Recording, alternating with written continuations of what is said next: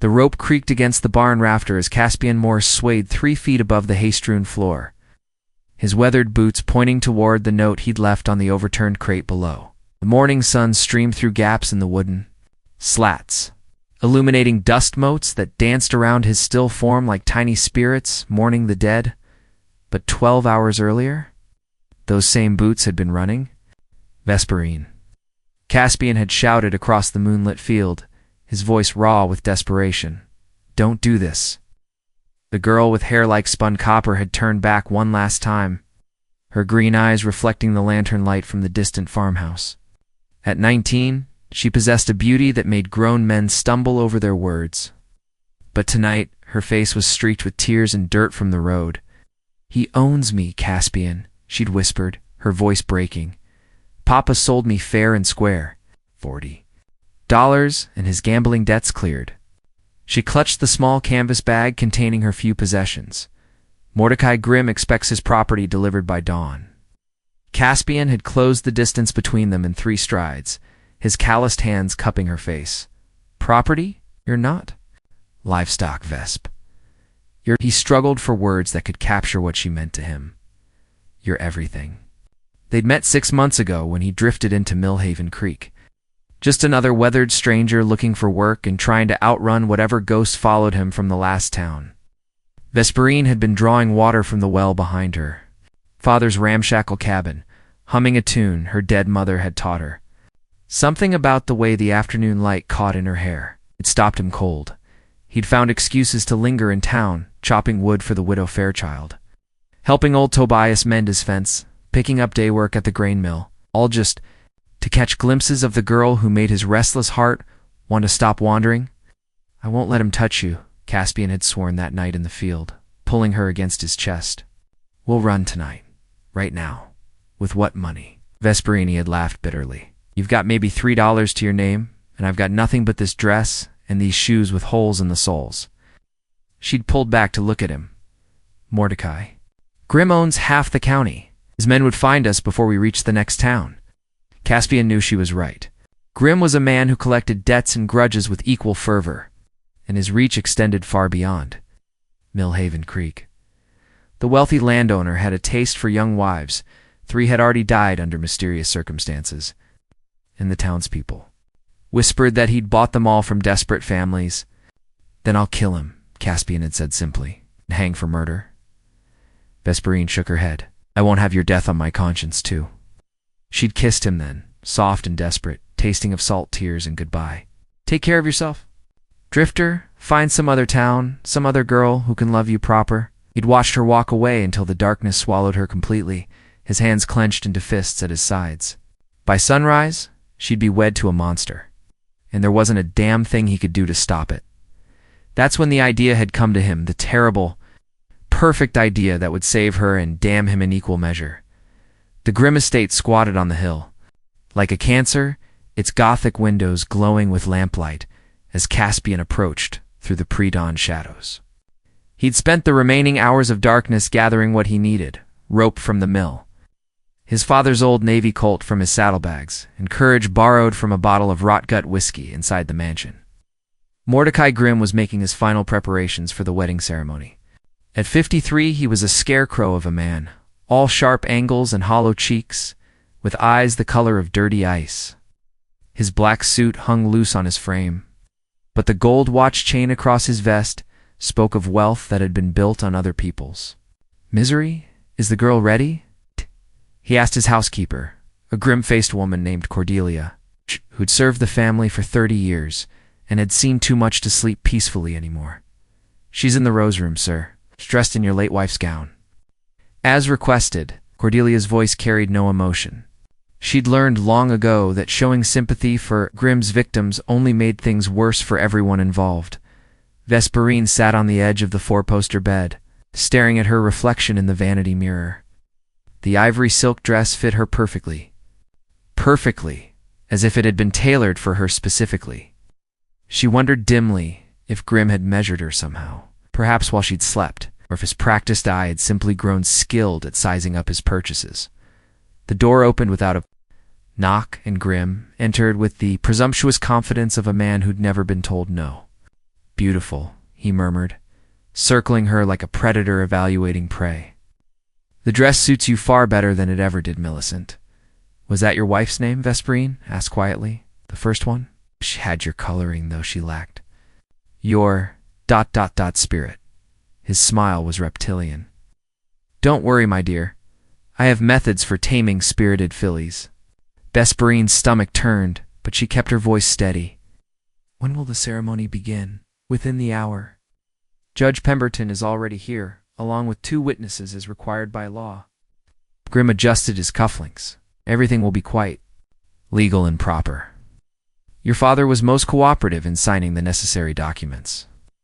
Below in the parlor, Judge Pemberton, a weak-chinned man, deep in Grimm's pocket, shuffled through the papers with shaking hands. He'd officiated 2 of Grimm's previous weddings and knew exactly what fate awaited the girl upstairs. But his own gambling debts to Grimm kept him silent and complicit. The witnesses were Grimm's foreman, Brutus Kane, and the town banker, and Amos Polk. Both men had profited from Grimm's business over the years and would profit more by keeping their mouths shut about what they saw here today, as the grandfather clock in the hallway chimed 5. Grimm straightened his tie one final time.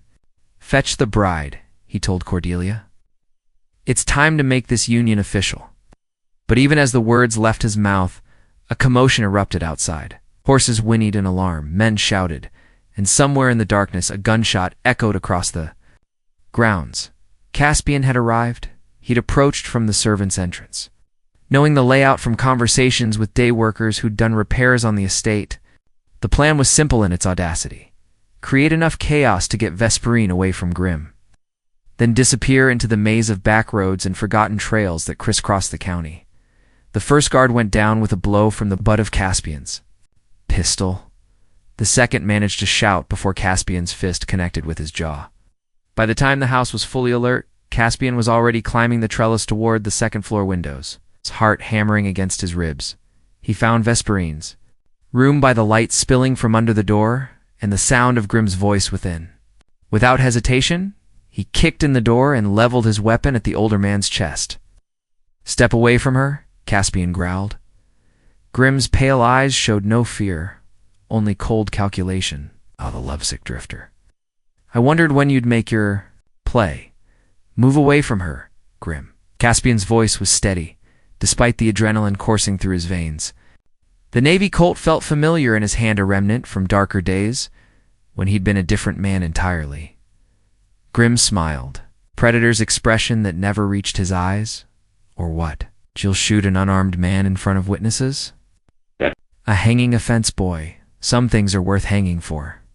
Caspian's gaze flicked to Vesperine, who had risen from the bed, her face pale but determined. Come here, Vespi, we're leaving. Nobody's leaving, Grimm said softly. You see? I know all about you, Caspian Morse. Did you think I wouldn't investigate? When a stranger started sniffing around my property, he began reaching slowly toward his desk drawer. Confederate Army deserter. Wanted for robbery in Kansas. 3 men dead in Colorado over a poker game gone wrong. But she didn't step away from Caspian. I don't care what you've done, she whispered. I don't care. But the law cares, Grimm continued, his fingers now touching the brass handle of the drawer. There's a bounty on your head, boy. $500, dead or alive. The sound of boots thundering up the stairs filled the hallway outside. Grimm's men were coming, and Caspian knew his window of opportunity was closing fast. The choice is simple, Grimm said, still edging toward the drawer. Surrender now, and I'll make sure you get a fair trial before they hang you, or try to run. And my men will cut you down before you reach the property line. Caspian's grip tightened on the pistol. He'd faced worse odds before, but never with someone else's life in the balance. There's a third option, he said quietly. What's that? Instead of answering, Caspian grabbed Vesperine's hand and pulled her toward the window. Trust me, he whispered. The rose trellis groaned under their combined weight as they climbed down, Grimm's shouts echoing from the room above. Caspian had hidden to horses in the woods beyond the formal gardens, and they reached them just as lanterns began bobbing through the grounds like angry fireflies. Where are we going? Away, Caspian replied, spurring his horse toward the tree line. Just away. They rode hard through the forest, following deer paths and logging roads that Caspian had scouted during his months in Millhaven Creek. Behind them, the sound of pursuit grew fainter, but never disappeared entirely. Grimm's men knew these woods too. They had dogs. As dawn broke gray and cold over the mountains, Caspian finally called a halt beside a small stream. Both horses were lathered and blowing, and Vesperine swayed in her saddle from exhaustion. "Can't keep this pace," she said, sliding down to rest against a fallen log. "The horses need water and rest." Caspian dismounted and listened carefully to the sounds of the forest. No dogs yet, but that would change. "We've got maybe an hour before they catch our trail again, then what?" Vesperine asked. "We can't run forever, Caspian. He'll never stop hunting us." He knew she was right. Grim wasn't the type of man to let an insult like this go unpunished. He'd spend every dollar he had to see them both dead or captured. "Maybe we don't have to run forever," Caspian said slowly, an idea forming in his mind. "Maybe we just have to make it not worth his while to chase us." "What do you mean?" Caspian pulled a folded paper from his vest pocket, the wanted poster Grim had mentioned, which he'd stolen from the sheriff's office weeks ago. $500 is a lot of money. "But it's not worth dying for, I don't understand." Grim's smart, but he's also practical. "If I'm already dead, the bounty doesn't matter anymore. And if I'm dead, you're just another runaway girl. Not worth the expense of a manhunt?" Vesperine's face went white as she understood his meaning. "No, don't even think about it. It's the only way, Vesp. If I disappear completely, if everyone believes I'm dead, then you're free to start over somewhere else. New name, new life. Not without you." Tears were streaming down her face now. "I won't let you sacrifice yourself. For me," but Caspian had already made up his mind. The plan was forming fully now, terrible in its simplicity and perfect in its logic. He would stage his own death so convincingly that even Grim would be satisfied. And Vesperine would be free to build the life she deserved. He just had to figure out how to die without actually dying. The abandoned mining camp at Whistler's Gap had been dead for 10 years, ever since the silver vein played out and the company pulled stakes. Now it was just rotting buildings and rusted equipment slowly being reclaimed by the forest, which made it perfect for Caspian's purposes. "This is madness," Vesperine said, as they picked their way through the ghost town in the pre-dawn darkness. "There has to be another way. Name one." Caspian dismounted near the old assay office, where a sign still hung at a drunken angle. Whistler's Gap. "Mining concern, yes. 1847. Grimm's got the law, the money, and the men. The only advantage we have is that he thinks he knows what I'll do, and what's that? Run scared. Keep running until his bounty hunters corner me in some saloon or flophouse." Caspian began unpacking supplies from his saddlebags. "He doesn't expect me to turn and fight on ground of my choosing." The plan was audacious in its complexity. Using his knowledge of explosives from his army days, Caspian would collapse one of the mine shafts with enough force to make it look like an accident. He'd plant evidence of his presence, his distinctive hat, blood from a self-inflicted cut. Even his father's pistol, then slip away through a secondary tunnel he'd discovered days earlier while scouting the area. "Grimm's men will find the signs of a cave-in," he explained, as he examined the wooden support beams in the main tunnel. "They'll assume I was trapped inside, dead and buried under tons of rock. Case closed. But what if they dig? What if they want to recover your body? They won't. Too dangerous, too expensive, and Grimm's not sentimental about his enemies." Caspian ran his hand along a crack in the ceiling. "He'll be satisfied knowing I'm dead, and he'll move on to easier prey." Vesperine wrapped her arms around herself. "Shivering in the damp air of the tunnel? And then what? I'm supposed to just forget you existed and start a new life. That's exactly what you're supposed to do." Caspian's voice was gentle but firm. "Go to California, maybe Oregon. Change your name. Tell people you're a widow. Find someone decent who'll treat you right." "I don't want someone decent. I want you." He pulled her into his arms then, feeling the warmth of her body against his chest. "I want you to Vesp. More than I've ever wanted anything. But wanting doesn't change the facts." "The facts?" I'm a wanted man with blood on my hands and no future worth speaking of. You're 19 years old with your whole life ahead of you." He tilted her chin up to meet his eyes. "Which one of us deserves to be happy?" "Both of us," she whispered. "Together." But even as she spoke, the sound of distant baying reached their ears. The dogs had found their trail. "They're closer than I thought," Caspian muttered, releasing her and moving toward his supplies. "We need to do this now."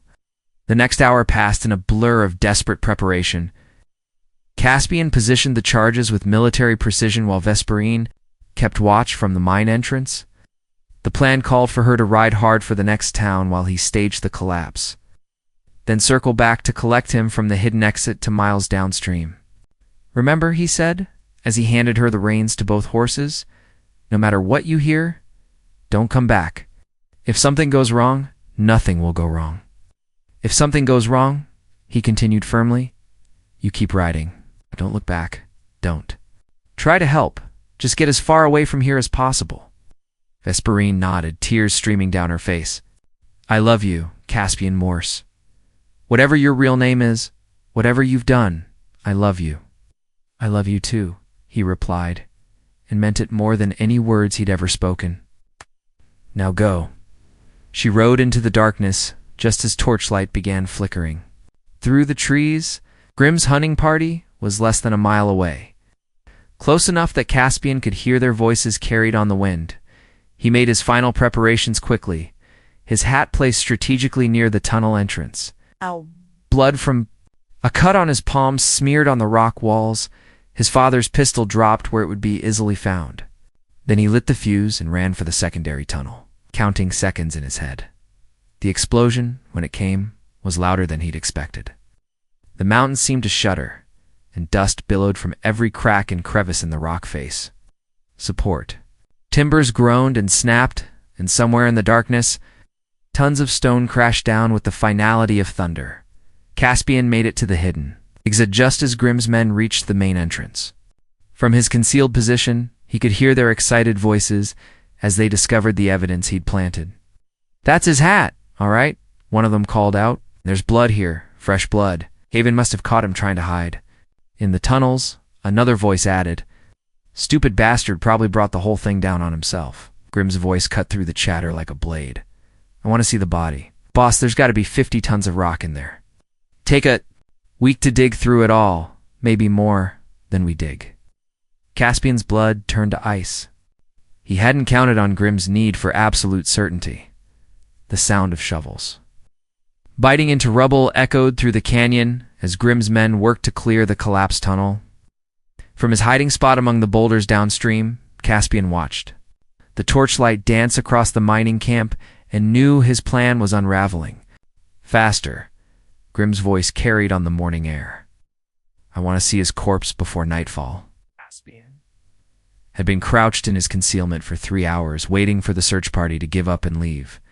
Instead, more men had arrived with proper excavation tools and the grim determination of workers. Who knew their employer's reputation for dealing with failure? His escape route led down a narrow creek bed that would eventually connect with the main road, but moving now would mean crossing open ground in daylight. If even one of Grimm's men spotted him, an entire deception would collapse along with any hope of freedom for him or Vesperine. But staying meant risking discovery. When they inevitably broke through to the secondary tunnel and found no body, a new sound reached his ears, the rhythmic clinking of pickaxes against stone. They were making faster progress than he'd anticipated. The old mine's support structure had been weakened by years of neglect, and Grimm's men were systematically clearing debris from the main shaft. "I can see through to the back wall," someone shouted. "No sign of him yet. Keep digging," Grimm replied. "He's in there somewhere." Caspian closed his eyes and tried to think. There had to be a way to salvage this, some angle he hadn't considered. But every option led back to the same conclusion. His fake death would only work if Grimm's men found enough evidence to satisfy their employer's suspicions. 2 riders were approaching from the south, moving fast along the old mining road. Caspian recognized the lead horse immediately was Vesperine, returning despite his explicit instructions to keep riding. Damn it, he whispered, watching her dismount near the edge of the camp. What are you doing? The second rider was someone he didn't recognize. A tall man in a black coat, carrying what looked like official papers. They approached Grimm with the confidence of people who had legal authority on their side. Mr. Grimm, the stranger called out. I'm Deputy Marshal Cornelius Ashford, Territorial Law Enforcement. I understand you're pursuing a wanted fugitive. Grimm looked up from the excavation site, his pale eyes narrowing. Morses, trapped in that mine shaft, probably dead from the cave-in? Actually, sir, that's why I'm here. The marshal unfolded his papers. Received word this morning that Mr. Morse was captured and hanged in Denver 3 days ago. The bounty's already been claimed. The silence that followed was profound.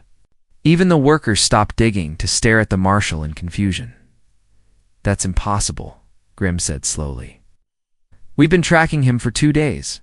His trail led directly here. Nevertheless, sir, the man you're looking for is already dead. The marshal handed over the official documents.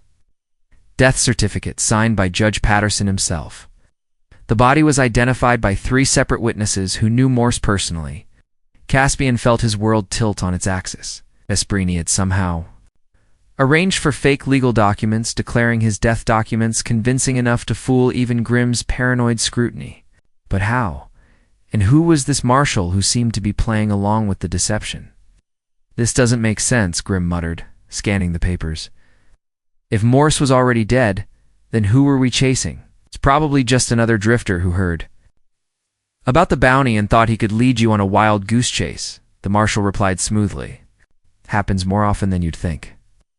Desperate men will try anything for money. Vesperine stepped forward then, her voice steady despite the magnitude of the lie she was telling.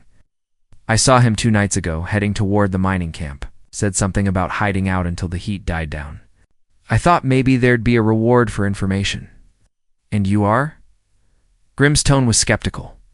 Vesperine Blackthorn, she replied, using a surname Caspian had never heard before. I work at the boarding house in Millhaven Creek. The marshal nodded approvingly. Miss Blackthorn came to me yesterday with information about a suspicious stranger. When I realized the timing coincided with your pursuit, I thought it best to ride out and clarify the situation. Grimm studied the death certificate again, his sharp mind working through the implications. If this is genuine, then I've wasted considerable time and money on a dead man. I'm afraid so, sir. But at least you can be certain that Caspian Morse will never trouble you again. The landowner folded the papers carefully and handed them back to the marshal. Very well, you men, he called to his workers. Stop digging. We're going home. Grimm's party prepared to leave. Caspian found himself facing an impossible choice. He could stay hidden and trust that Vesperine's elaborate deception would hold. Or he could reveal himself and destroy the very plan she'd risked everything to execute. But as he watched her mount her horse and prepare to ride away potentially, forever he realized that some decisions make themselves. The sun was setting over. Whistler's Gap as the last of Grimm's men disappeared down the mountain road, their torches flickering like fallen stars in the gathering dusk. Caspian waited another hour before emerging from his hiding place. Every muscle in his body screaming from the cramped hours of concealment. He found Vesperine and the mysterious marshal waiting by the creek, their horses grazing peacefully in the meadow grass. The sight of her alive and unharmed filled him with relief so profound it nearly buckled his knees. That was either the bravest or most foolish thing I've ever seen, he said as she ran into his arms. Both, probably, she replied, her voice muffled against his chest. But it worked. How? Caspian looked over her shoulder at the marshal, who was studying them with shrewd eyes. Is this man? And how did you get official death documents? Marshall stepped forward, removing his hat to reveal iron-gray hair and a weathered face marked by intelligence and humor. Deputy Marshal Cornelius Ashford, as advertised. Though the deputy part is something of an exaggeration. Meaning, I was a federal marshal once, about 15 years ago. These days, I'm what you might call a freelance problem solver. Ashford smiled. Your lady friend offered me $50 to help stage your official demise, given Grimm's reputation and my own feelings about men who purchase wives like livestock, I found the proposition agreeable. Caspian frowned. Where did you get $50? Vesperine's cheeks flushed pink. I may have borrowed it from Grimm's safe while his men were digging through the mine. He keeps a considerable amount of cash in his study. You went back to his house after everything we went through to get you away from there? I had to. The plan wouldn't work without official-looking documents, and Cornelius needed payment for his services. She pulled a leather portfolio from her saddlebags. I also took the liberty of retrieving some other items that might interest you. Portfolio contained not just cash, but papers, contracts, deeds, and correspondence that painted a detailed picture of Grimm's business dealings.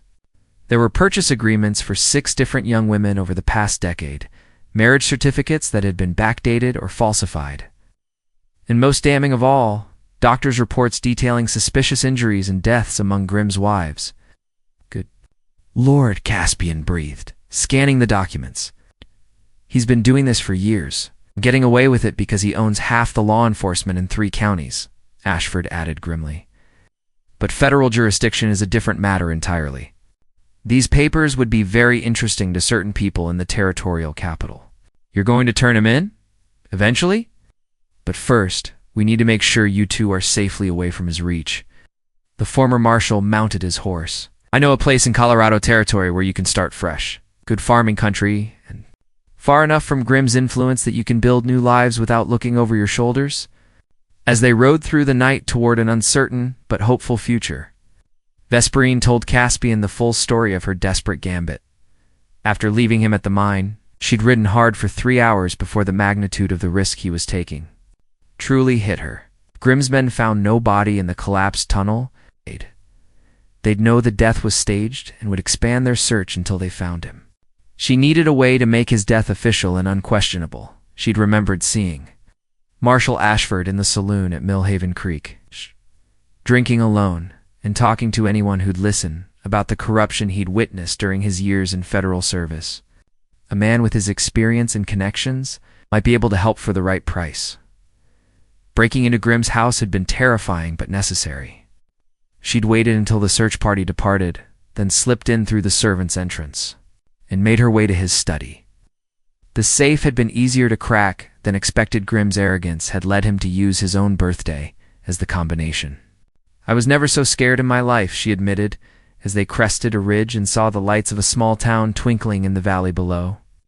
But the thought of you trapped in that mine, waiting for rescue that might never come, I couldn't bear. It, and the death certificate. Ashford had a friend in Denver who owed him a favor. A few telegrams, some official letterhead, and $50 changed hands. By morning, Caspian Morse was officially dead and buried.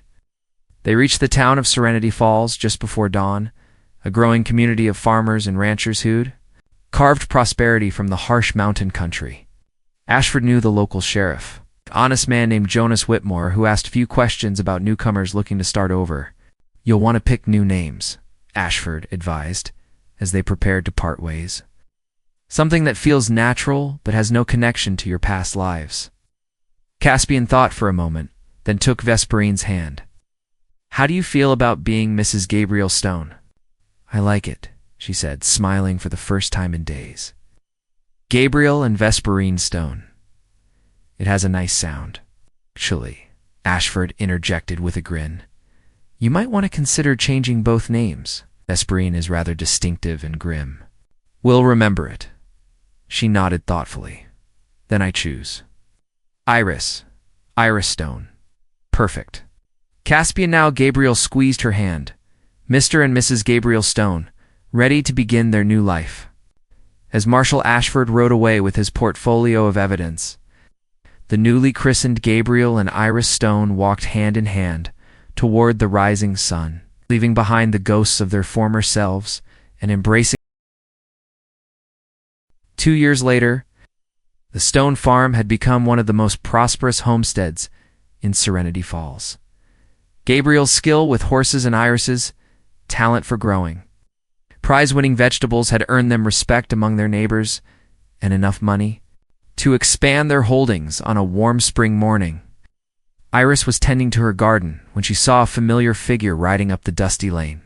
Marshal Ashford looked older, but no less sharp-eyed, as he dismounted near their front porch. Marshal Gabriel called out, wiping his hands on a rag as he emerged from the barn. "This is an unexpected pleasure. I thought you might want to know." Ashford said without preamble, "Mordecai Grimm is dead." The words hung in the morning air like smoke from a distant fire. Iris dropped her watering can, the sound of metal hitting earth surprisingly loud in the sudden silence. "How?" Gabriel asked quietly. "Federal marshals raided his estate 3 months ago, armed with those documents you provided. Found evidence of fraud, human trafficking, and at least 4 murders." Ashford removed his hat and ran a hand through his graying hair. Grimm tried to run. He made it as far as the county line before his horse threw him, broke his neck on the rocks, and his men scattered to the wind.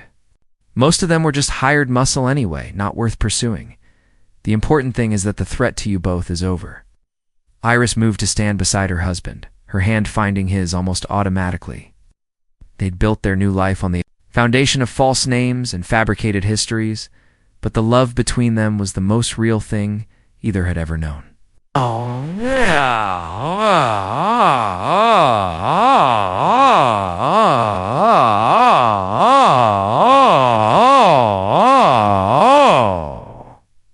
She asked, "Use our real names again?" Ashford shook his head. "I wouldn't recommend it. There are still people who remember the old stories, and sometimes it's better to let sleeping dogs lie." He smiled. "Besides, from what I can see, Gabriel and Iris Stone have built something worth keeping." It was true. Their farm was thriving. Their marriage was strong, and they'd found acceptance in a community that valued hard work over past mistakes. Gabriel had even been elected to the town council, while Iris had established a school for the local children. "There's one more thing," Ashford continued, reaching into his saddlebag. "I thought you might want this back." Why he handed Gabriel a familiar object? His father's Navy Colt. The weapon he'd planted at the mine shaft 2 years earlier? Found it in Grimm's collection, the marshal explained. "Man kept trophies from all his victims. Figured it belonged with you." Gabriel hefted the pistol, feeling its familiar weight. For a moment, he was transported back to that desperate night at Whistler's Gap, when love and desperation had driven him to attempt the impossible. Then he handed the weapon to Iris. "Melt it down," he said simply. "Use the metal for something useful." She understood. The gun represented a past they were choosing to leave buried, just like the identities they'd shed in that collapsed mine. Tunnel. After Ashford left, Gabriel and Iris walked through their property hand in hand, surveying the life they'd built from nothing. The fields were green with new growth. The livestock were healthy and content. And in the distance, the mountains stood eternal and unchanging. "Do you ever regret it?" Iris asked, as they paused beside the small creek that marked their eastern boundary. "Giving up your real name, your history?" Gabriel considered the question seriously. "My real name was attached to wanted posters and bad decisions. Oh, my history was written in other people's blood." He turned to face her, his eyes bright. With certainty, Gabriel Stone gets to write his own story, starting fresh with the woman he loves. What's to regret?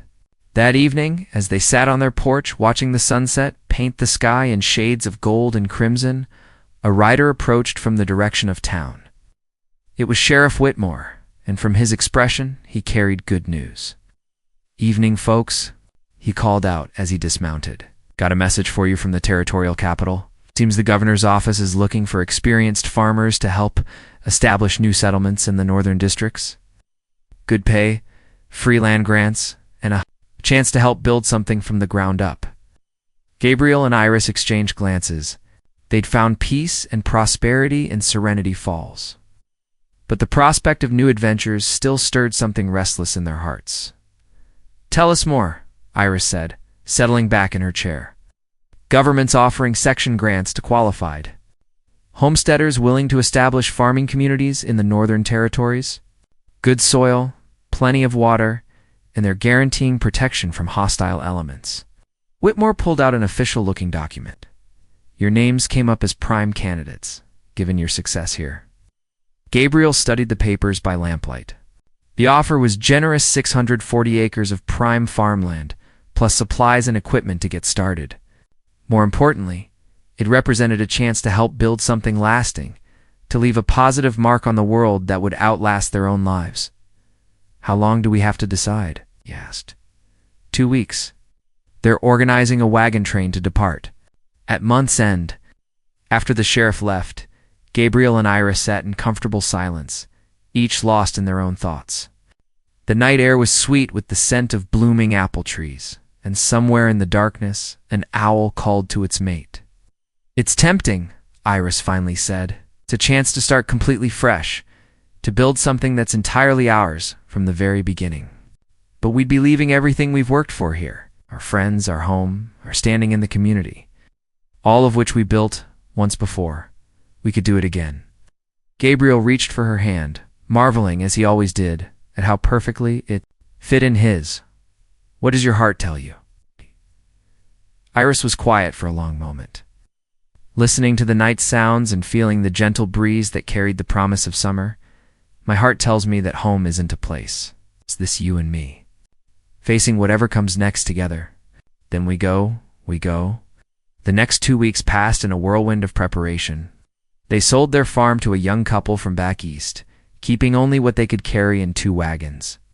Their neighbors threw a farewell party that lasted until dawn, with promises to write and hopes for future reunions.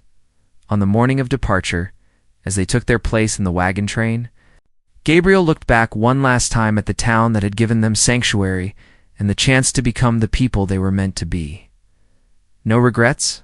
Iris asked, following his gaze. "None," he replied, and meant it completely. The journey north took 6 weeks through some of the most spectacular country either of them had ever seen. They crossed rivers that ran clear as crystal, climbed mountain passes where eagles soared on updrafts, and camped under skies so vast and star-filled they seemed to go on forever. Their destination was a valley called Haven's Rest, where the territorial government had surveyed and marked individual claims for each family. Gabriel and Iris chose a section near a bend in the river with rich bottomland for crops and higher ground perfect for grazing livestock as they stood on their new land for the first time. Watching the sun set over mountains that would soon become as familiar as old friends, Gabriel felt a profound sense of completion. The scared, angry young man who had ridden into Millhaven Creek 3 years ago was gone, replaced by someone who understood that true strength came from building rather than destroying. "What should we name it?" Iris asked, gesturing at the endless expanse of their new home. Gabriel considered the question, thinking of all the places he'd been and all the dreams he'd abandoned before finding her. "How about Stone's Rest, a place where weary travelers can find peace?" "I like that," she said, slipping her arm around his waist. "Stone's Rest it is." 5 years later, Stone's Rest had grown into a thriving ranch that supplied beef and horses. 2 settlements throughout the territory. Gabriel had been elected as the first mayor of Haven's Rest, while Iris had established the town's first library and school. They had 3 children now, twins named Hope and Faith, and a baby boy they'd called Samuel after Gabriel's father. The house they'd built was spacious and welcoming, with a wide porch where they still sat each evening to watch the sunset and plan for tomorrow, on their 10th wedding anniversary. As they renewed their vows in the little church the community had built, Gabriel reflected on the strange journey that had brought them to this moment. A fake death, a stolen identity, and a desperate flight from justice had somehow led to the most genuine happiness either of them had ever known. "Think the old Caspian would recognize the man you've become?" Iris whispered. "I hope not," Gabriel replied, spinning her gently in his arms. "That man was lost, angry, and alone.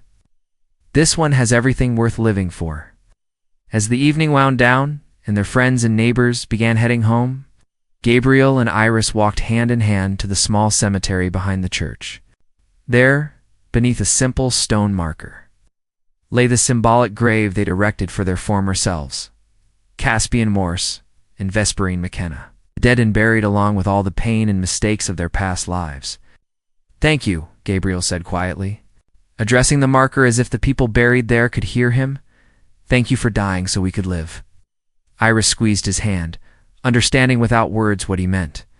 Sometimes the greatest act of love was letting go of who you used to be in order to become who you were meant to be, above them. Stars wheeled in their eternal dance, bearing witness to the truth that had sustained them through every trial. That love, when it's real and true and willing to sacrifice everything, can indeed conquer all of death itself. And in the valley of Haven's Rest, under the vast Montana sky, Gabriel and Iris Stone lived happily ever after, their love story.